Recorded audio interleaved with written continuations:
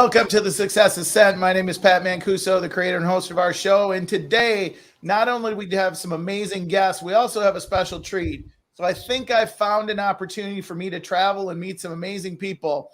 We are in the GGMS coaching studios today doing our Success Ascent. And in full disclosure, we are going to be interviewing the co-founders of the company, Mike Gallagher and Josh Jankowski. And in full disclosure, they are clients of our consulting company, and yet they're doing amazing things as entrepreneurs. So I am excited to be in their studios today. And look what they did. They actually made us a logo on the back of their equipment. And so, ladies and gentlemen, I'm excited you're here today. Let me tell you a little bit about Josh and Mike to start off with.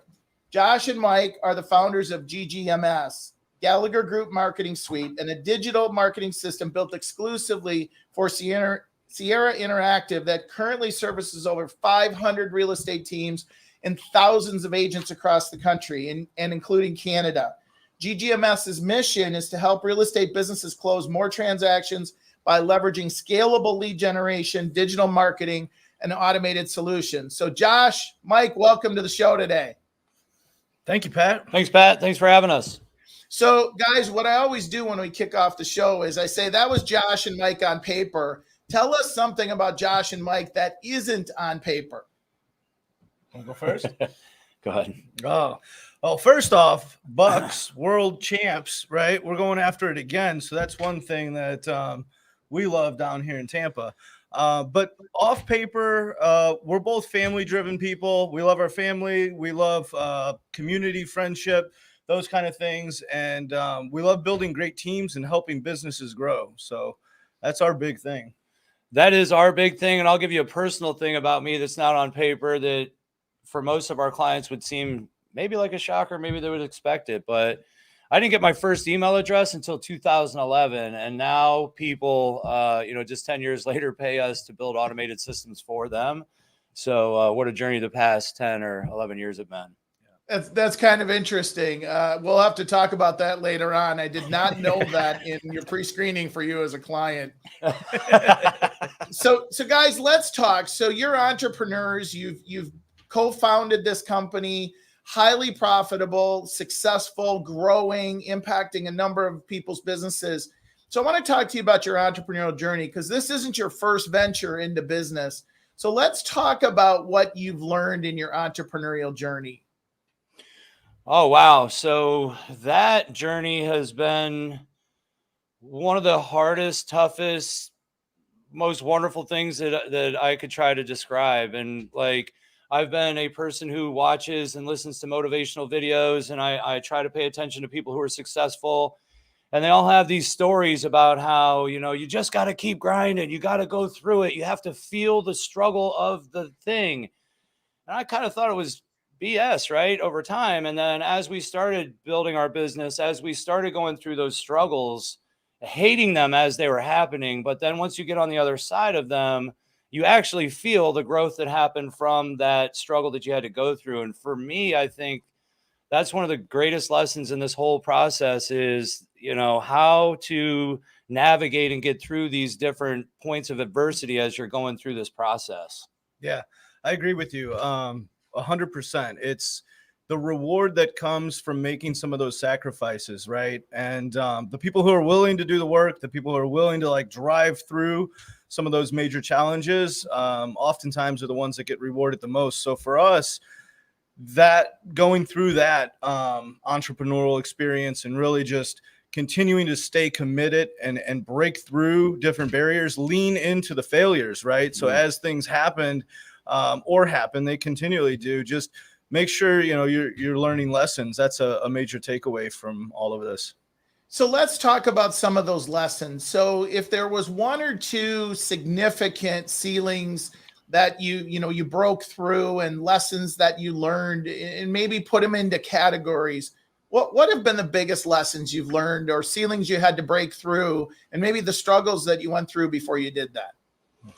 I'll start with one of the things that we've learned is slow down to speed up. And the best example I can give, and any of our clients are watching, they went through this with us, but Mike and I started out in lead generation. We quickly realized that it was the follow-up that was necessary to get to the conversion that was needed. And I lost my train of thought here. We started off in marketing. Sorry. We started off in marketing, and then we realized it was the follow-up that we needed to get to the conversion.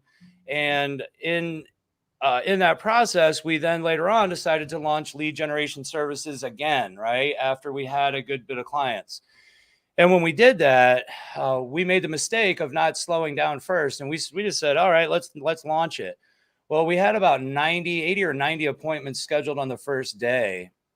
And probably most of you don't know what that takes, but to get somebody onboarded up and running on Google PPC and Facebook and Instagram retargeting and things like that, it's a lot of work and it takes some setup. So I think that particular lesson and how it really changed things in the office, let's say, for a good bit of months while we got through that, that was a huge lesson. And it made it very clear that what we actually have to do in business is to plot things out, plan them out, step back, slow down, get it planned out properly, and then move forward. And that is probably one of the most important lessons we've learned. Yeah, I can definitely agree with that. And, the thing that I would add to it is a lot of times when you're an entrepreneur, you have this, I can do everything attitude, it just comes with it. You want to be a leader and you want to be a pioneer, you want to be an innovator.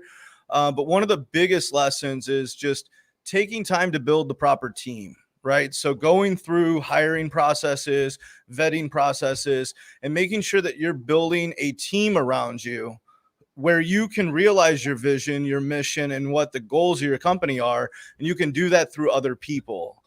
So one of I think the biggest mistakes that hold a lot of people back and held us back for a long time is us trying to manage so much of the business on our own and not have a good team or foundation around us to help us really catapult to the next level. Huge. Yeah. So let's talk about that struggle a little bit, because when we met, you obviously were moving in a direction, and through the consulting we've done and the conversations we've had and the implementation, you've changed that direction. And that wasn't easy. That was painful.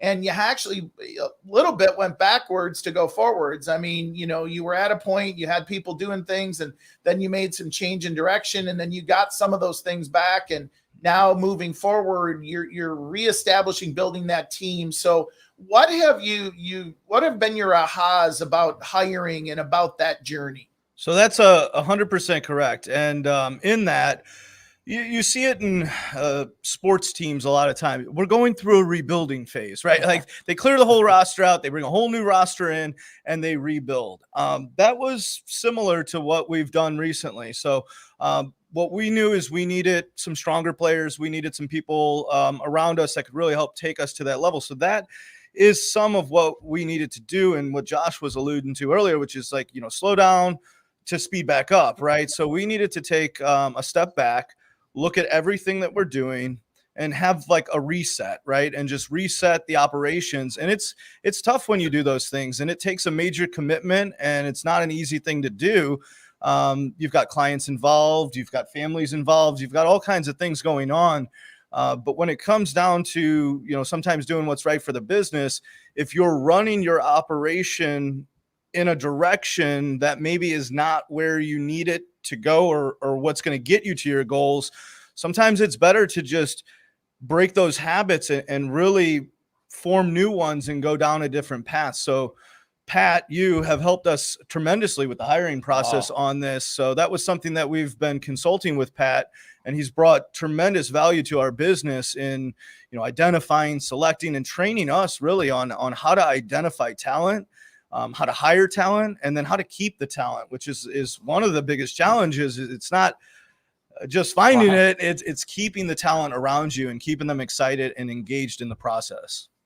Well, and what happens, guys, is we do it entrepreneurially without a system and without a model. That's what many entrepreneurs do, is they do what, they maybe run into somebody, they feel comfortable with them, they think they could do the job. And so, it's just been amazing to watch you guys and watch you grow through this process, and really just kind of being open to learning and being open to, understanding how behavior comes into the process.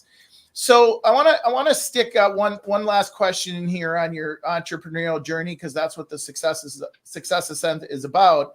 So if you had to do it all over again, or you were in front of an entrepreneur who was starting a business, what lessons that you have learned would you share with them so they could shorten the curve, if you may, of what you've gone through?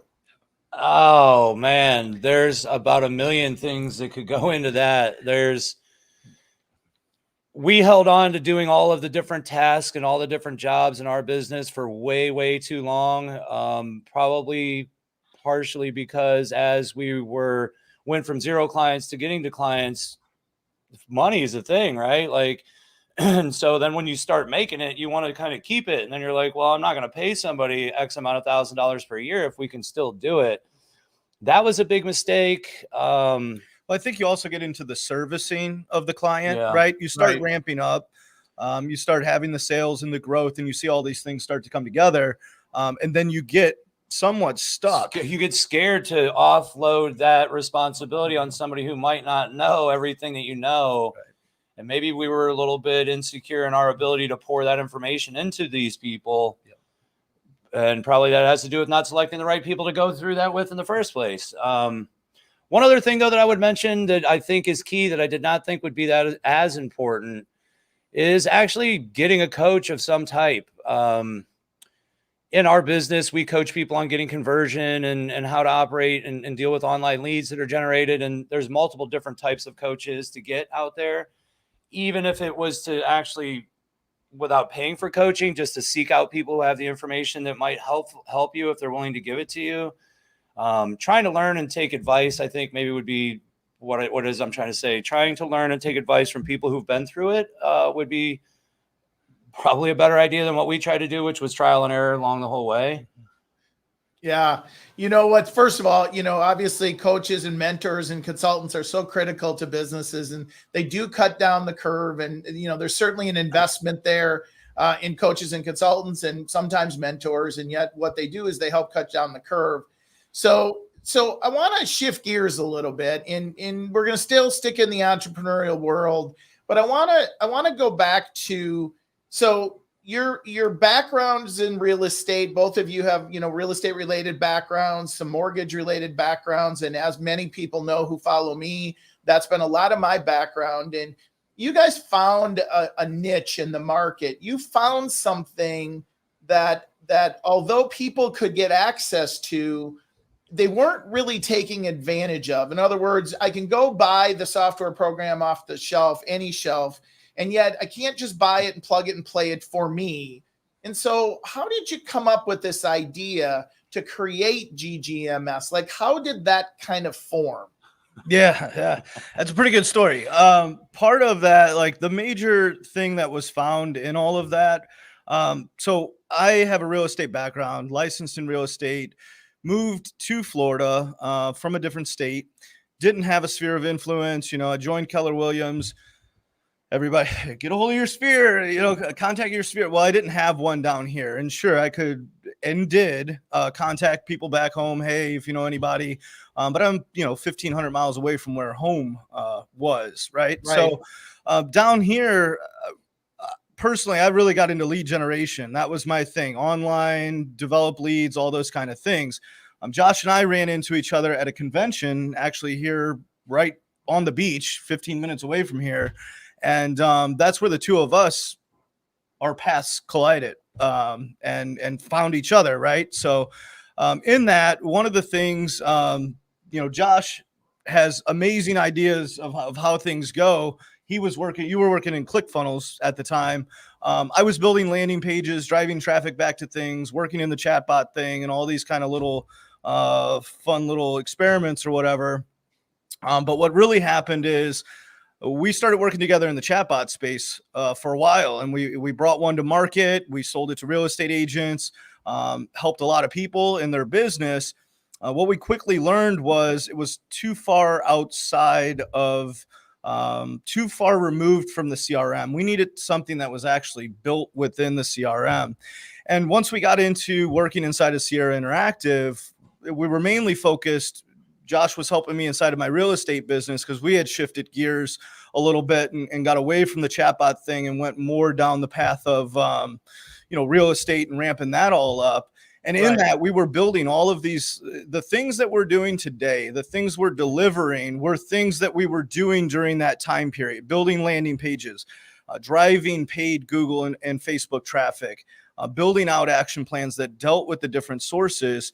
And what we quickly learned is that a lot of agents had the similar problem, which is we wanted to do all these fun things, but we don't have the time, we don't have the knowledge, or we don't have the capabilities to tie all of this stuff together. So that's really what we've been able to do, and what the void that we filled inside of the real estate industry is being able to plug them directly into a system. Yeah, Pat, if I could just add to that real quick. So I mentioned earlier in the call here that in 2011, I got my first email address, but I've been in sales my entire life, phone sales. I worked at a flea market when I was like 7 years old selling T-shirts. I was just prior to working with Mike, I came from lending, lead generation, sales systems, and that type of thing. But it was for mortgage services. That primarily was a reverse mortgage program. It was refinancing of those loans. Most of you probably don't know about that program, but it's a very high paying loan, right? So at some point, they changed the rules for that program. I knew that happened, and I had just scaled up that business. We were doing pretty well, and they changed the rules, right? So I said, you know what? I'm going to have to try to do something else. I'm going to try to figure something else. There's got to be another way to do this. Right. So what it turned out to be, though, is that, there's a ton of technology out there. I went and got ClickFunnels, like Mike mentioned, but I didn't know how to do it or use it, right? That was one of the first conversations we had. I was like, dude, can you help me with this? I'm an idiot. So anyways, the point is what we have become basically, and what we realized as we started going down all these paths and all these journeys was that agents needed a bridge between the gap of the technology that they have available to them and how to get it to do what they want it to do without spending 6, 8, 10, 12 months trying to figure it out themselves. Right. If you were to sum up what we do, it's basically that we make sure that these all-in-one platforms, or that Sierra, the all-in-one platform that we operate in, every feature, every function that they have that we deem to be usable to go after conversion is being utilized, and with the lowest amount of work from the actual agent level user. And I guess that's the problem we identified, is that it's just too much work. There's too many things to get done in real estate, and somebody had to come in and try to help. And I guess that's kind of the niche that we filled. Yeah. Right. Well, and I want to go a little deeper on that, because one of the things that we know for any entrepreneur, and real estate agents are entrepreneurs, and many times they build teams and they build organizations, and yet almost 100% of the time it's follow-up. And in real estate, this gets magnified because people start looking for houses, and sometimes they're ready to buy today. Sometimes it's 6 months from now, and sometimes it's much longer. And, we were talking earlier, and I really want you to talk to this. You guys have built a system, and it's a follow-up system. It's an automated follow-up system. It's a very interactive automated follow-up system. And yet it still requires the user, if you may, to be engaged in it. It's not like you could put it on autopilot. So you shared some things which were just eye-opening for me about some case studies, some recent clients where the touches in the time frame on some of these leads that have turned into deals. I'm not sure real estate agents understand the gold that's there, but what you may have to go through to get there. So talk to us about that, and about some of those case studies you talked about earlier today. All right. So several years ago at this point, about 3.5 years ago, let's say, while we were still in the early phases of what we're doing now, we created a Google lead. The lady calls us. We're in Clearwater, Florida, by the way. So anyways, lady calls from a Google ad, or she clicks, logs in. Our dialer calls, gets in touch with this woman from New York. This person gets on the phone. We tag them as an out-of-state buyer, which is very common down here in Florida. and got her set up on a custom search. Everything was all good. The instructions at the end or the script at the end of that call is, hey, I'll reach back out in just a couple of days to see if I need to make some adjustments to that search. And a couple of days later, the person reaches out. We keep reaching out. We give people call lists or call filters. And then there's action plans that run that deliver text and email. So bottom line is this lady never responded again at all. She didn't answer anything for 3 full years. So just as COVID was, I don't know that it was ending or whatever, but as New York was opening up and they now had the ability to travel down here, this woman reached out here. Mike's wife, Patty, took the call and she said, hey, you've been following up with me for some time. I'm going to fly down to Florida and I'd like to go take a look at some places. Okay. So anyways, Mike let me know that happened because he looked at the lead and the lead was 3 years old. So this is the kind of nerdy stuff that we dig into to make our systems better. But so we're like, all right, so we start digging into it. Well, it was 138 touches in between that first conversation and the conversation that said that she was coming back down here. Wow. So that gets me excited, right? So anyways, the lady comes down here. I reach out to Mike to talk to Patty to find out, what's going on. So she says, so we call her up. She's out showing houses. I said, hey, how's it going? She's like, oh, it's awesome. I'm in a penthouse condo right on the beach here in Clearwater, over $1 million, which is a big price point for us down here in Florida. It's not like California. Yeah. So anyways, and she says, well, that's awesome. Over $1 million for after a lead that you didn't have to do anything with for 3 years. She's like, no, it's better. They have another penthouse suite that somebody in the family had passed away. Yeah. And there was a squatter family member who stayed in this place and they were smoking cigarettes in it, doing all kinds of whatever, but the house was trashed. The penthouse condo on the beach was trashed. So anyways, Patty got the listing on that and she got the buy side. And I think it was like $1.8 million in total from that one deal. And I can tell you with 100% certainty, we've seen thousands of things just like that. And right, just to sum it up, the problem with real estate agents and the term that these leads suck, right? And if you've ever said that and you're an agent and you've said that, then you're probably also, you were wrong in that probably. And what it was is the expectation that lead should be ready when you were ready. That's what sucks. Well, and first of all, here's the thing that was eye-opening to me. 3 years. How many real estate agents in their business truly follow up with a lead for 3 years? That's number one. Number two is the amount of touches that were a part of that process. And, frankly, many agents, because that's a world I'm involved with as well, after one, maybe two follow-ups of calls, that's the action they have to take. They stop.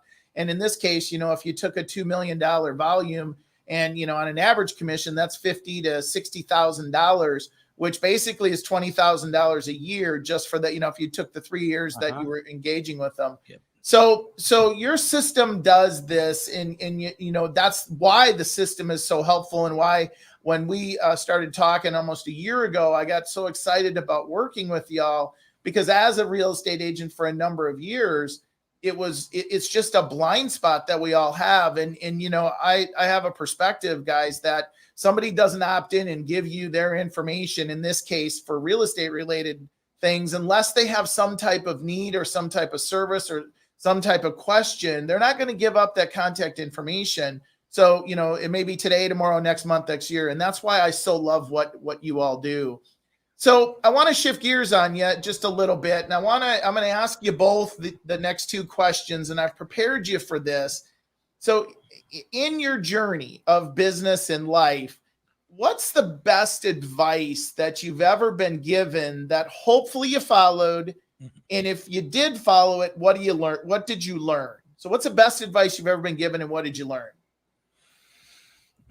So for me, the best piece of advice is finding balance, right? And this works for anybody, any industry, wherever you're at, in business, especially if you run your own business. Balance is by far probably the most important thing. That's key, right? Being able to balance work and life and personal, taking care of yourself, taking care of your family, but also taking care of your work. It's really easy to get out of balance. It's really easy to let one thing take priority or maybe not focus on other things because they require more work. Right.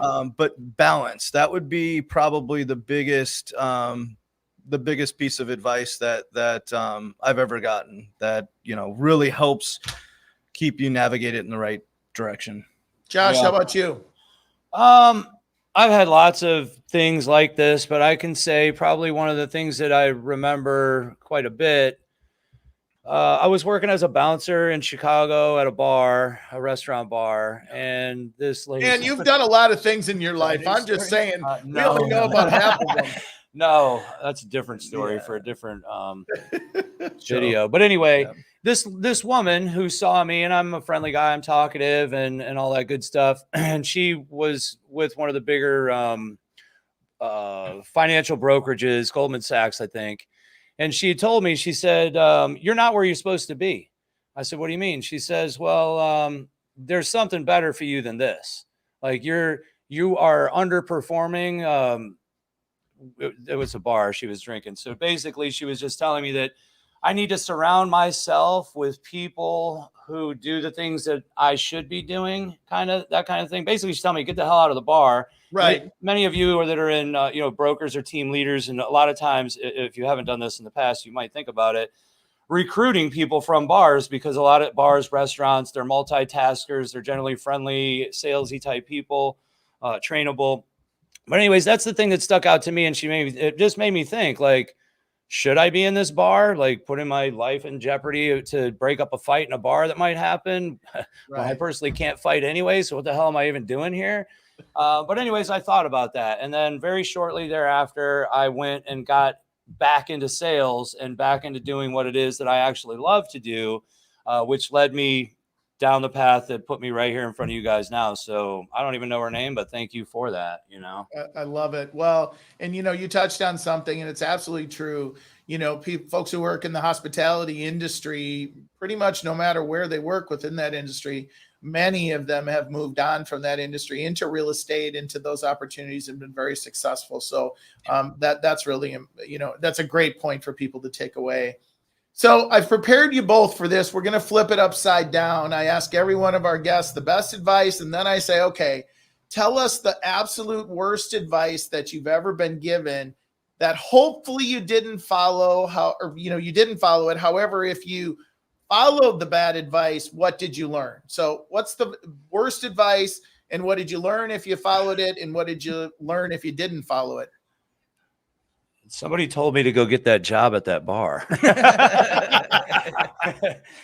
No, I think probably the worst advice that I had was, and I can't say exactly who it was, but I played football and potentially had some scholarship activity going on. I hurt my back. And basically the overall idea was, if you're not going to play college football, then you don't need to go to college. So get to work. I probably went down the wrong path at that moment when I took that advice. And luckily, as I just told, it reverted and I ended up here anyway, probably where I was going to be. But that was probably the worst thing, which had me, pegged as supposed to be this football type thing or whatever. And because you couldn't do that, now you might as well give up on your brain, which is going to get you through the rest of your life. Right. Yeah. So for me, that's not very good advice, and thank goodness you didn't listen to it. Right, yeah, exactly.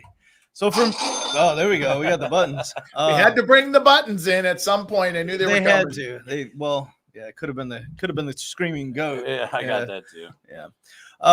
One of my biggest, I don't know that there's any one person, but I know that people can relate to this. It's like limiting beliefs or limiting mindset, right? So like sometimes people will tell you you can't do something or you shouldn't do something because maybe they doubt their self, right? Right. So for me, just,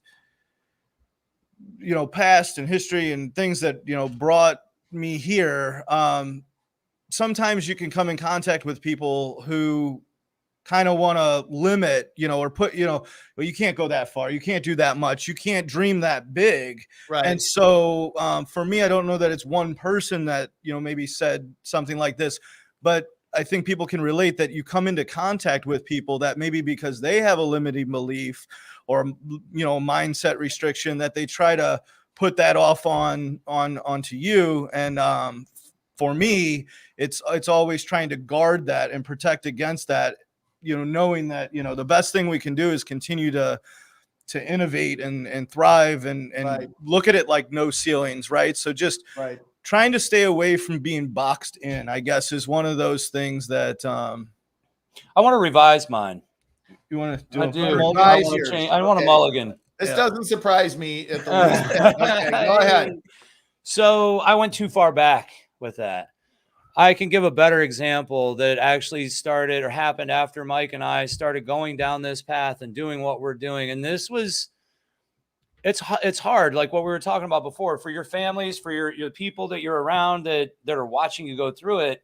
It's tough, right? When you're not making money, because there's what we did is, and we kind of talked about this earlier. We came into Sierra Interactive and then we started building things out. And it took a long time to master Sierra to a point where we felt comfortable having people pay us and trust us to make it work for them. And at a point in that process, some people very close to me sat me down and literally told me I should go work at Walmart at night. And I was like, are you crazy? I'm like, because I have this dream in my head and Mike and I see this vision and it's clear as day and we're not going to give it up. Right. But these people can't see it. Right. And so I did not take that advice. And I actually told them on that day, I said, I was like, look, I said, I appreciate it, guys. I get it. It's like an intervention that we were having here on this thing. I said, but I'm going to make sure that you guys remember that that's the dumbest thing you've ever said to anybody in your whole life. Yeah. And that is the most important thing that I did not take that advice. Yep. Well, and Josh, it happens all the time, right? People always want to limit us because they see themselves in a certain way and they feel like that's the way they should see everybody else. And my advice as a coach and consultant over the years is you always got to look at who you're surrounding yourself with. And if you're surrounding yourself with people that are either less than you or challenge where you're at, you're probably not surrounding yourself with the right people. And so I love that. And I'm glad that you didn't listen to that advice. So guys, I'm going to do a little PSA here, and then I'm going to ask you for a final thought before we sign off. So ladies and gentlemen, first of all, thank you so much for tuning in and supporting us and sharing the message of the Success Ascent. We love doing this. It's a passion project for me. And yet I know it's impacting people's businesses and their lives because of the feedback that we get. So if you do want to share it, go to www.thesuccessascent.com or patmancuso.com. Either place you can pick up the podcast, or go to your favorite podcast source, subscribe, any place where you can leave a review or a rating. We love that because that helps us grow the show. So Josh and Mike, as we close out here, I'd love one final thought that you'd leave with folks with before we sign off. And I don't care who goes first as long as there's no button pushed. He's going to do it. I think I can get in there. There you go.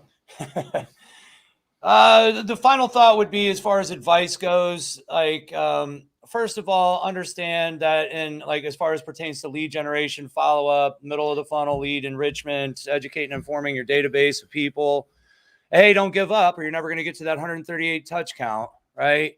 B, try to make the most efficient use of your time on every single thing that you're doing throughout your day. Time wasted is time gone, right? So that, and in order to do that, having strategy and structure to all those things. So your database, you can, and no matter where you're at, you can segment your database down based off statuses or stages or whatever that particular system calls it. Having clear definitions, almost like a clear job description of what you're supposed to be doing. This is what you do to this status of leads, and then stick to it. Create a system and stick to it. And the results will come as long as you're willing to keep putting in the work. Yeah. I love it.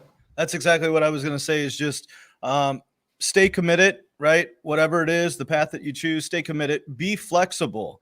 I would say that's a big part. Like, be flexible in what you do. Be willing to lean into some of those failures. Be willing to readjust. Be willing to stop and take a step back and say, are we on the right trajectory, or do we need to change something about what we're doing? Right. And be willing to get in. And for anyone out there who's in business, which I know most of your audience is, Pat, just be willing to take an honest look at what you're doing operationally and where you can make adjustments to continue to grow. Because if you don't, you're going to continue to hit ceilings. And if you really want to break through them, it's going to require you to do things differently. Yeah, absolutely. That's for sure. Absolutely. You can't break through the ceiling unless you do something differently. Well, Mike, Josh, thank you so much for time today. I truly am grateful to have a relationship with you as clients, and also grateful you decided to join the show today and you provided me the studio to do it. I love it. And so, ladies and gentlemen, what I always say before I end my show is, first of all, we always love the guests and having them take their time. So if you do have interest in anything that GGMS provides, you can reach out to us or you can reach out to them. Otherwise, ladies and gentlemen, thanks again, Josh and Mike, for your time today. And be safe, be healthy, and be happy. Take care, everybody. Thanks, Pat. Thank Bye, you. guys.